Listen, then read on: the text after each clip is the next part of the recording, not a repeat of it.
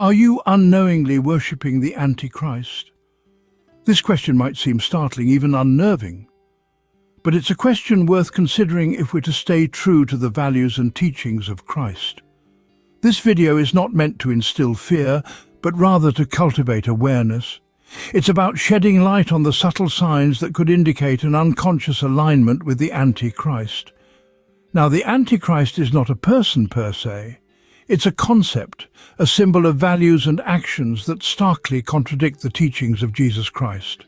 And the worrisome part is that sometimes we might unknowingly embody these values, veering off the path of true Christian principles. The consequences? A life lived in discord with Christ's teachings and a soul unaligned with his love. But worry not, for awareness is the first step towards change. Stay tuned to discover the 7 signs you're unknowingly worshipping the Antichrist. The first sign is a public display of piety.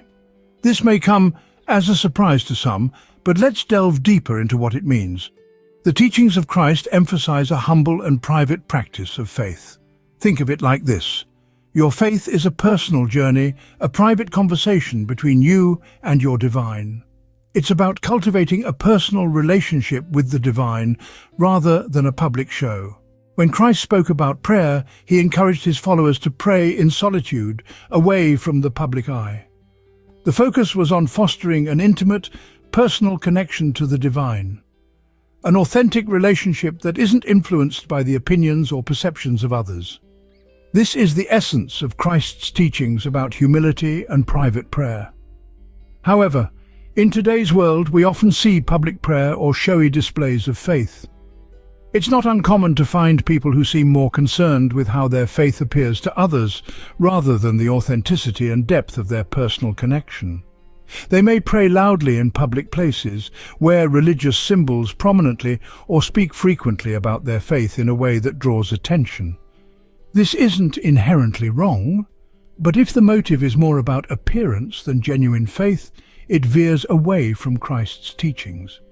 Instead of focusing on the quality of their relationship with the divine, they are focused on the quantity of their outward expressions of faith.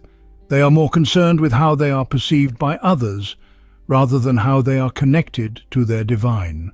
This external focus can lead to spiritual emptiness and a misalignment with Christ's teachings. So, if you find your faith is more about public show than personal connection, you might want to take a moment to reflect. Are you truly embodying the teachings of Christ? Or are you, perhaps unknowingly, leaning towards the characteristics of the Antichrist? Remember, the true essence of faith lies in the depth of your personal connection with the divine, not in the breadth of your public displays. If your faith is more about public show than personal connection, you might be unknowingly worshipping the Antichrist. The second sign is violence and aggression. In the teachings of Christ, love and peace are held in high regard. The embodiment of these virtues is a testament to one's alignment with the Spirit of Christ. But what happens when one strays from this path and embraces violence and aggression instead? This deviation is a clear contradiction of Christ's teachings, and it could be a sign that one is unknowingly worshipping the Antichrist. When we delve into the teachings of Christ, we find a clear message of non-violence. He taught us to turn the other cheek, to forgive and to love even our enemies. Christ's teachings were about building bridges, not walls. They were about healing, not hurting. They were about love, not hate. Yet in our world today we see a disturbing trend. We see individuals and groups promoting violence and aggression under the guise of faith. They are quick to anger, swift to retaliate, and eager to dominate. They use their faith as a weapon, not as a source of comfort and guidance. This is not in line with the teachings of Christ, and it's not just physical violence that contradicts the teachings of Christ. Verbal and emotional violence, too, are forms of aggression that go against the spirit of love and peace. Harsh words, cruel judgments, and relentless criticism. These are all forms of aggression that do not align with the teachings of Christ. So, if you find yourself resorting to violence and aggression instead of love and forgiveness, it's time to reassess.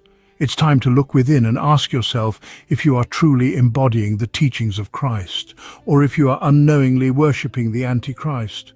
Remember, Christ taught us to love our neighbors as ourselves. He taught us to forgive those who wrong us. He taught us to choose peace over violence, love over hate. If you resort to violence and aggression instead of love and forgiveness, you might be unknowingly worshipping the AntiChrist. The third sign is disregard for immigrants and outsiders. In the teachings of Christ, a consistent theme is the call to love and acceptance for all. This includes those who might be considered foreigners or outsiders in society. Throughout his life, Christ consistently demonstrated compassion towards those who were marginalized, showing us that nobody is beyond the reach of love and understanding. Yet, in stark contrast to these teachings, we often see a disregard for immigrants and outsiders. This disregard can manifest in many ways. It could be in the form of discrimination, prejudice, or even a lack of empathy for the struggles these individuals face. This is not in line with the teachings of Christ, who called us to love our neighbors as ourselves without exception. It's important to remember that in the eyes of Christ, there are no outsiders. We are all part of the human family, deserving of love, respect, and dignity. When we close our hearts to immigrants and outsiders, we are not only denying their humanity, but also our own. We are denying the divine love that binds us all together. In fact, the Bible is filled with stories of immigrants and outsiders who were welcomed and loved. These stories serve as reminders that we too must extend our love and compassion to all, irrespective of their origin or status. So, if you find yourself harboring negative feelings towards immigrants or outsiders, it's time for some introspection. Ask yourself, are these feelings in line with the teachings of Christ? Are they reflective of the unconditional love and acceptance he preached? The truth is, when we devalue the worth of any individual, we stray from the path of Christ. This disregard for immigrants and outsiders, this lack of empathy, is not just unchristian, it's a sign that we might be unknowingly worshipping the Antichrist. If you lack empathy for immigrants and outsiders, you might be unknowingly worshipping the Antichrist. The fourth sign is a focus on wealth and materialism. This is a sign that is quite prevalent in our society today. It's a world where the accumulation of wealth and material possessions often takes center stage, where success is measured by the size of one's bank account and the number of luxury items one owns. But let's take a moment to reflect on the teachings of Jesus Christ. He warned about the dangers of wealth, not because money in itself is evil, but because the love of it can lead us astray. He taught that it's easier for a camel to go through the eye of a needle than for a rich man to enter the kingdom of God. Why did he say this? It's because an excessive focus on wealth and material possessions can blind us to the real treasures in life. It can make us forget the importance of spiritual richness, love, kindness, peace, joy, patience, goodness, faithfulness, gentleness, and self-control. These are the true riches that we should strive for. Christ also warned us not to store up treasures on earth, where moth and rust destroy and where thieves break in and steal. Instead, he encouraged us to store up treasures in heaven, where moth and rust do not destroy, and where thieves do not break in and steal. For where your treasure is, there your heart will be also. In a world where the pursuit of wealth often takes precedence over spiritual richness, we need to question our priorities. Are we striving for wealth at the expense of our spiritual growth? Are we seeking material possessions rather than cultivating the fruits of the Spirit? If your priority is wealth and material possessions over spiritual richness, you might be unknowingly worshipping the Antichrist. Let's remember that the true measure of success is not how much we possess, but how much love we give, how much peace we spread, and how much joy we bring to others. Let's strive to be rich in spirit, for that is the true path to eternal life. The fifth sign is a lack of compassion for the poor. Let's take a moment to delve into this. Compassion for the poor and needy is a central tenet of Christ's teachings. He urged us to give to those less fortunate, to help lift them up, and to share our blessings. Christ did not teach us to hoard wealth or to look down upon those who have less. He taught us that every person, regardless of their worldly possessions or lack thereof, has inherent value and dignity. He taught us to see the humanity in each person, to understand their struggles, and to extend our hand in kindness and compassion. Yet many of us are guilty of turning a blind eye to the suffering around us. We pass by the homeless on the street, ignoring their pleas for help. We dismiss the struggles of the poor as their own fault, absolving ourselves of any responsibility. We prioritize our comfort over the needs of others. But this lack of compassion, this indifference to the suffering of others, is contrary to the teachings of Christ. It is not in line with the values of love, kindness and empathy that Christ embodied and taught. Sure, it's easy to profess faith, to attend church, to pray, but it's much harder to live out those beliefs, to put the teachings of Christ into action. And this is where the true test of faith lies. It's not about what we say, but what we do. How we treat the poor and needy is a reflection of our faith, of our commitment to the teachings of Christ. If we lack compassion for the poor, if we ignore their struggles, if we fail to help them, we are not living out the teachings of Christ. We are not embodying the Spirit of Christ. And this, my friends, is a sign that we might be unknowingly worshipping the AntiChrist. If you lack compassion for the poor and needy, you might be unknowingly worshipping the AntiChrist. The sixth sign is hypocrisy. Hypocrisy, in essence, is the practice of claiming to have moral standards or beliefs to which one's own behavior does not conform. In the context of spiritual or religious beliefs, hypocrisy can be an especially potent sign of misalignment, an indicator that one's actions are not in harmony with their professed faith. In the teachings of Jesus Christ, we find a call to authenticity, to a life that is consistent in thought, word, and action. Yet we often see individuals who profess these teachings acting in ways contrary to them. This misalignment, this hypocrisy, can be a sign of unknowingly worshipping the Antichrist. Consider this: Christ taught us to love one another, to forgive, to show compassion.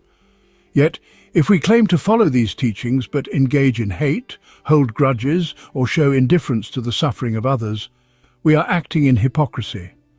Our actions betray our professed faith, indicating a disconnection from the spirit of Christ's teachings. It's also important to note that hypocrisy isn't always overt. It can be subtle, manifested in the small, everyday choices we make.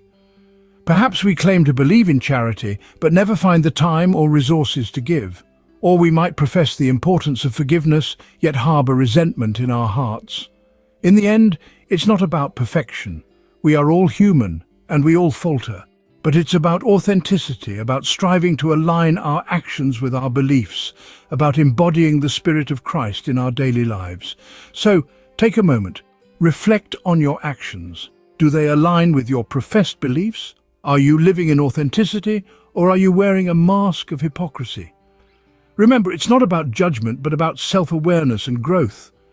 If you often act contrary to your professed beliefs, you might be unknowingly worshipping the Antichrist. The seventh and final sign is promoting fear and hatred. This is a path that veers away from the teachings of Christ, who advocated for love, acceptance, and unity among all people. It's easy to fall into the trap of fear and hatred. They are powerful emotions that can easily cloud our judgment. However, these feelings drive wedges between us and our fellow human beings, creating division and often leading to acts of violence and injustice. Christ's message was one of love, not just for those who are like us, but for all. He taught us to accept each other, regardless of our differences. To use fear and hatred as tools to manipulate others is a clear contradiction of these teachings. So, consider this: are you promoting fear and hatred, or are you fostering love and acceptance? The answer to this question could reveal a lot about your spiritual path. If you promote fear and hatred instead of love and acceptance, you might be unknowingly worshipping the Antichrist. So those were the 7 signs of unknowingly worshipping the Antichrist. A public display of piety, violence and aggression, disregard for immigrants and outsiders, wealth and materialism, lack of compassion for the poor, hypocrisy, and finally, fear and hatred. It's a stark reminder that professing faith is not enough, that our actions must reflect the teachings of Christ. It's about embodying love, compassion, acceptance and humility. It's about reaching out to the marginalized, the outsiders, the poor and the needy. It's about being a beacon of hope and love in a world often shadowed by fear and hatred. We hope this has sparked some reflection and introspection. Remember, it's never too late to align our actions with our beliefs, to truly walk in the path laid by Christ. We hope you found this video useful. If you do, don't forget to like this video and subscribe to our channel. Also, please leave a comment below if you have any questions or thoughts on this topic. Thank you for watching.